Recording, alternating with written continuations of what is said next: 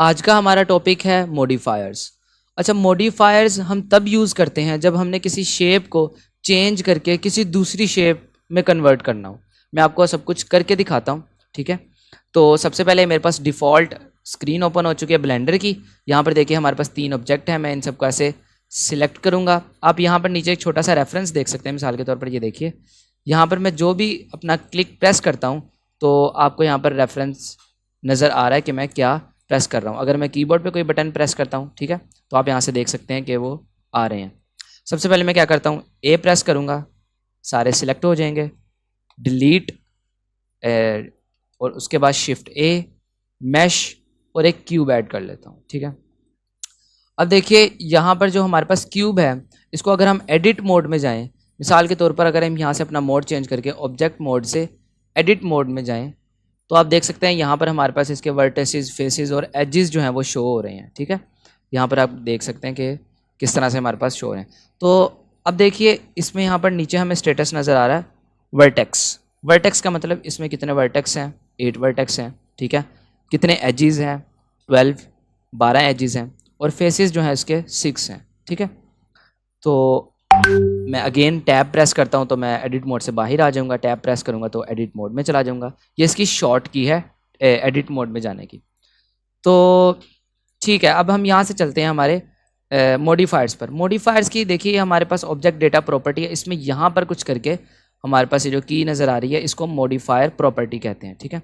Modifier property में अगर हम जाएंगे तो हमें यहाँ से ऐड मॉडिफायर का ऑप्शन आ रहा है, यानी कि हम यहाँ से अपने इस ऑब्जेक्ट पे जो कि मेरा सिलेक्ट है इस पर मैं मॉडिफायर ऐड कर सकता हूँ। मिसाल के तौर पे मैं आपको एक करके दिखाता हूँ। अगर ये मैं सब डिवीजन सरफेस इस पर ऐड करता हूँ तो आप देख सकते हैं कि जो मेरी शेप थी वो डिफरेंट हो चुकी है, ठीक है, चेंज हो चुकी है। और इसके साथ साथ हमारे पास यहाँ पर लेवल्स आ रहे हैं जो कि हमारे पास व्यू पोर्ट के हैं और रेंडर के हैं, ठीक है। रेंडर क्या होता है, बेसिकली रेंडर किसी भी अपने प्रोजेक्ट को रेंडर करने का मतलब ये होता है कि आप उस प्रोजेक्ट को तस्वीरों या वीडियो में कन्वर्ट कर रहे हो, ठीक है। बेसिकली पीएनजीज और वीडियोस में कन्वर्ट करने को ही रेंडर कहते हैं। तो अभी देखें वो पूछ रहा है कि व्यू पोर्ट में आपने कितने सैंपल्स रखने हैं। मैं जितने इसको बढ़ाता रहूँगा, मिसाल के तौर पर मैंने 2 कर दिया, अगर मैं 3 करता हूँ तो आप देखिए यहाँ पर जो है मेरी शेप पे और ज़्यादा वर्टिसेस ऐड होते जा रहे हैं, ठीक है। सब डिवीजन सरफेस मॉडिफायर हमारे पास यूज़ किस लिए होता है, हमारे वर्टिसेस को स्मूथ करने के लिए, ठीक है। आप देखिए यहाँ से इसने मेरी शेप को देखिए कितना स्मूथ कर दिया। अब मैं अगर एक और बढ़ाता हूँ तो आप देख सकते हैं यहाँ पर कितना ज़्यादा मेरे पास जो शेप हुआ है वो स्मूथ हो चुकी है, ठीक है। एनीवे मैं इसको 2 पर ही रखता हूँ और इसका जो रेंडर है इसको भी 2 पर ही रखता हूँ। अब देखिए अगर मैं इसको बढ़ाता भी हूँ या कम भी करता हूँ तो आप देख सकते हैं इस पर फ़र्क नहीं पड़ रहा है। वो क्यों फ़र्क नहीं पड़ रहा है, अगर मैं इसको इस इमेज को रेंडर करूँगा तो उस रेंडर का इफ़ेक्ट मेरे इस पर बेस करता है। जैसे कि आप देख सकते हैं ये रेंडर अगर मैंने 3 रख दिया तो जब मैं इसको रेंडर करूँगा तो ये मुझे 3 लेवल का मॉडिफायर दिखाएगा रेंडर में। जैसे कि व्यू पोर्ट में अगर हम देखें तो वो इस तरह का दिखता है। अगर मैं इसको 4 करता हूँ तो ये 4 हमें इस तरह का दिखाएगा रेंडर व्यू में। खैर मैं इसको यहाँ से क्लोज़ भी कर सकता हूँ। अगर मैं चाहता हूँ कि मैं इसको डिलीट कर दूँ इस मॉडिफायर को तो मैं यहाँ से इसको क्लोज़ कर लेता हूँ। मगर पहले मैं आपको एक चीज़ शो करवाना चाहता हूँ। अगर मैं दोबारा से अपने एडिट मोड में जाता हूँ, ठीक है, एडिट मोड में यहाँ से जाता हूँ तो आप देख सकते हैं यहाँ पर अभी भी इसके वर्टिसेस जो हैं वो हमारे पास जो 8 के 8 वर्टिसेस वैसे ही मौजूद हैं और इसके साथ 12 एजेस और 6 फेसेस वैसे ही हैं। लेकिन आप देख सकते हैं कि अब ऑब्जेक्ट मोड में आता हूँ तो यहाँ पर सब डिवीजन सरफेस की वजह से इस पर काफ़ी ज़्यादा वर्टिसेस जो हैं वो हमें नज़र आ रहे हैं, ठीक है। अगर मैं इसको क्लोज़ करता हूँ तो अगेन मेरे पास जो मेरी इनिशियल शेप थी वो वापस आ जाती है। अब हम देखते हैं कि मॉडिफायर्स हमारे पास कौन कौन से मोस्ट इम्पॉर्टेंट मॉडिफायर्स हैं जो कि हमारे एनिमेशन में यूज़ होते हैं, ठीक है। तो यहाँ से हम आ जाएंगे हमारे मॉडिफायर्स के टैब में, मॉडिफायर प्रॉपर्टी, ऐड मॉडिफायर। सबसे पहले जो हमारे पास मॉडिफायर्स इनको हम अभी निगलेक्ट कर देते हैं, छोड़ देते हैं, स्टार्ट करते हैं दूसरे कॉलम से, ठीक है। मैं इसको थोड़ा सा एक्सपैंड कर लेता हूँ यहाँ से, देखिए तो आपको क्लियरली ताकि नीचे तक नजर आए। सबसे पहले रे मॉडिफायर इंपॉर्टेंट है, बेवल इंपॉर्टेंट है, बुलियन भी इंपॉर्टेंट है, build modifier, decimate, mirror modifier, remesh, screw, skin, solidify most important, subdivision surface most important, wireframe, curve modifier, displace modifier, और हमारे पास श्रिंक रैप और simple deform modifier है। इसके अलावा वेव मॉडिफायर भी है, लेकिन ये हम बहुत ही कम यूज़ करते हैं। लास्ट का जो हमारे पास कॉलम है वो है हमारा फिजिक्स पर, जैसे कि आप यहाँ पर देख सकते हैं फिजिक्स लिखा हुआ है, तो ये हमारे फिजिक्स टैब हैं सारे। ठीक है, हम वन बाय वन करके देखते हैं कि मॉडिफायर्स का यूज़ किस लिए होता है। फॉर एग्जांपल यहाँ पर आप एक क्यूब देख सकते हैं। मैं इस क्यूब को अगर एक स्फीयर में चेंज करना चाहूँ, यानी कि एक स्मूथ शेप जो होती है स्फीयर की, उसमें करना चाहूँ तो कैसे करूँगा? स्मूथ करने के लिए अगेन सब डिवीजन सरफेस, देखिए इसको मैंने ऐड कर दिया यहाँ से, और यहाँ से इसके लेवल्स अगर मैं बढ़ाता हूँ तो आप देख सकते हैं ये हमारे पास एक स्मूथ जो स्फीयर है वो बन चुका है। ठीक है, अगर मैं इसको लेवल 2 का रखता हूँ तो हमारे पास इस तरह का नजर आएगा।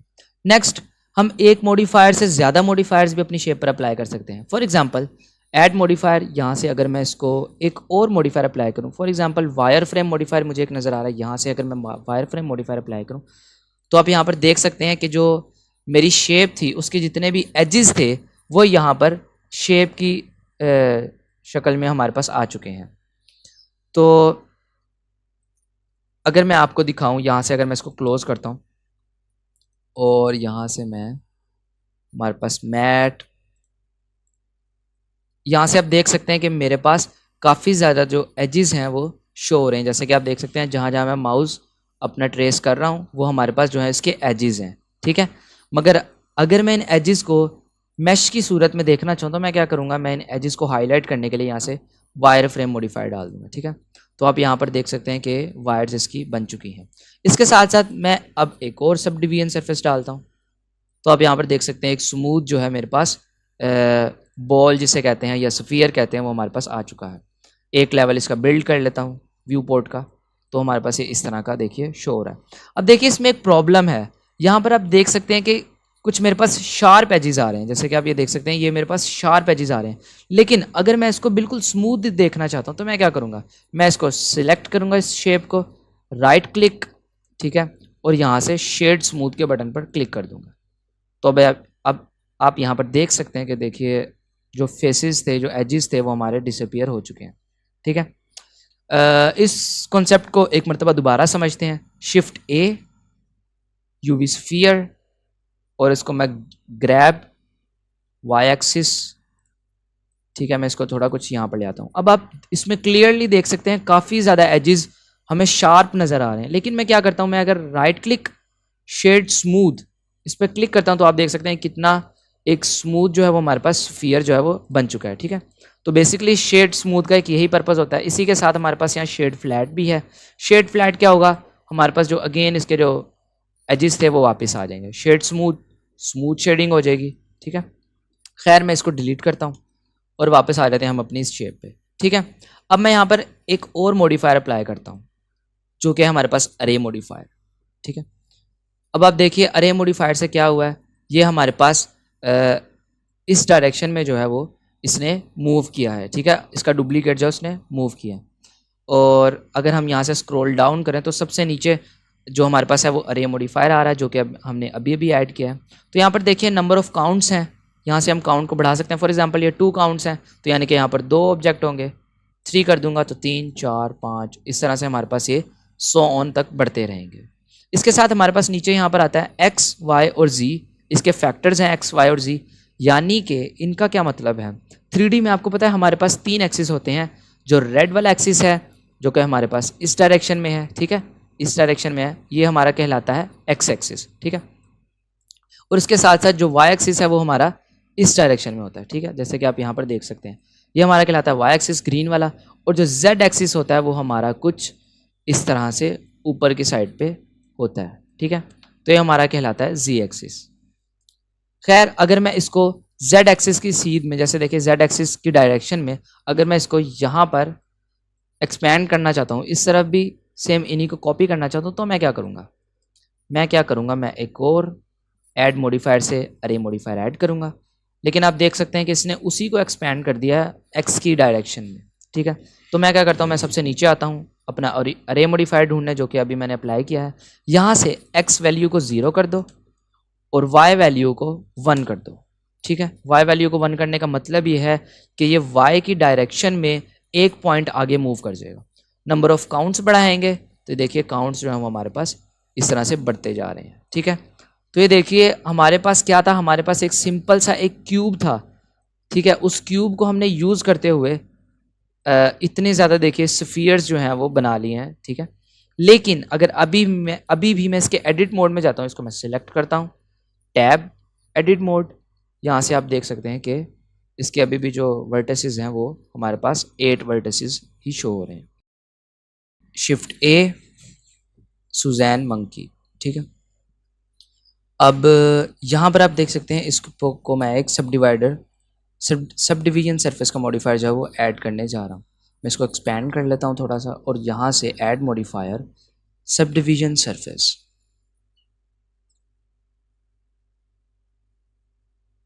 नाउ अब आप देख सकते हैं कि यहाँ पर जो है वो सक्सेसफुली एक सब डिवीजन सरफेस का मॉडिफायर ऐड हो चुका है।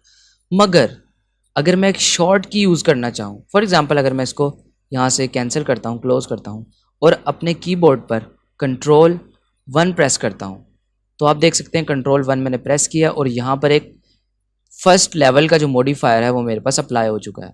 Let me show you again. अगर मैं Ctrl+2 प्रेस करता हूँ तो मेरे पास 2 लेवल्स का सब डिवीजन सरफेस का मॉडिफायर अप्लाई हो चुका है, ठीक है। इसी तरह से अगर मैं Ctrl+3 प्रेस करता हूँ तो 3 लेवल्स का sub division surface modifier. Okay, इसको शेड स्मूथ करते हैं, बेसिक, वेरी बेसिक। अब देखिए यहाँ पर आप ऊपर देख सकते हैं हमारे पास एक्सिस नज़र आ रहे हैं। अगर मैं इनमें से किसी पर भी क्लिक करता हूँ, फॉर एग्जांपल एक्स पर क्लिक करता हूँ तो मैं एक्स के अलोंग देख रहा हूँ, वाई पर क्लिक करता हूँ तो मैं वाई के अलोंग देख रहा हूँ, जेड पर क्लिक करता हूँ तो मैं जेड के अलोंग देख रहा हूँ, ठीक है। इसकी शॉर्ट कीज़ हमारे पास कीबोर्ड पर भी मौजूद हैं, जो कि हमारे साइड में एक नम पैड कीबोर्ड पर होता है जहाँ पर सारे नंबर्स लिखे होते हैं 1 2 3 4 5 6 सो ऑन तक। तो अब अगर आप देखें यहाँ से अगर मैं 1 प्रेस करता हूँ तो देखिए ये इसका फ्रंट व्यू है, ठीक है। यहाँ से आप देख भी सकते हैं फ्रंट व्यू। और अगर मैं 3 प्रेस करता हूँ तो ये साइड व्यू है और अगर मैं 7 प्रेस करता हूँ तो ये टॉप व्यू है। सिंपल बटन है 1 3 7, ओके 1 3 7। 9 प्रेस करूँगा तो बिल्कुल उसके ऑपोजिट साइड दिखाएगा। फॉर एग्जांपल फ्रंट व्यू है, 9 प्रेस करूँगा तो बैक व्यू आ जाएगा, ठीक है। 3 प्रेस करूँगा ये राइट व्यू है, अगर मैं 9 प्रेस करूँगा तो ये लेफ्ट व्यू आ जाएगा। 7 टॉप, 9 ये बॉटम, ओके 1 3 7 ये आपने याद रखनी है।